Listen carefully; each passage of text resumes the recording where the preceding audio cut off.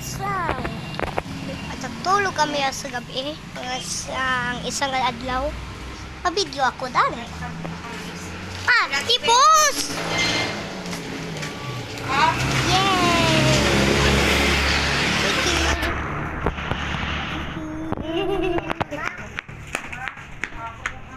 Hoy, ano sa backyard? Dito daw sa backyard. Pag lang ang mais.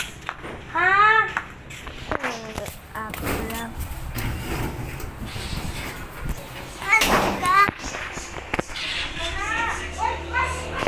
Sa landmark ruling ng Vatican na aprobado ni Pope Francis, pinapayagan na ang mga pari sa simbahang Katoliko na magbigay ng basbas o blessing sa mga same-sex couples. Gayon din ang mga mag-live-in partner at divorced. Ayon sa naturang desisyon, hindi dapat pigilan ng simbahang Katolika ang sino mang nais mapalapit sa Diyos. Pero may kondisyon. Una, ang blessing ay hindi katumbas ng sakramento ng kasal. Hindi rin daw nagbabago ang pagtingin nila sa same-sex marriage. Case-to-case basis din ang pagpapasya ng pari na magbigay ng basbas sa same-sex couple. Sa kabila nito, sinabi ng grupong bahaghari na binubuo ng mga LGBTQ+ community na welcome development pa rin sa kanila ang landmark ruling ng Vatican.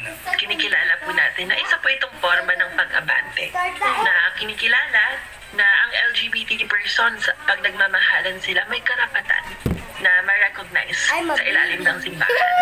Dagdag pa ng bahaghari, matagal na ang kasaysayan ng pakikibaka sa karapatan ng mga LGBTQ members. Kabilang na rito ang karapatang mabigyang pagkilala ng simbahan. Nakikita rin ng grupo ng pagkakataon ito para mapagtibay ang pagdinig sa Kamara ng Sexual Orientation and Gender Identity Expression o SOGI Equality Bill. Napakalaking tanong po kung ang Pope natin, ang Santo Papa, in support na kilalanin at bigyan ng recognition ang mga LGBT, why not you? Para naman kay Father Tony Labiao, ang Caritas Philippines Executive Secretary, suportado naman nila ang desisyon ng Santo Papa.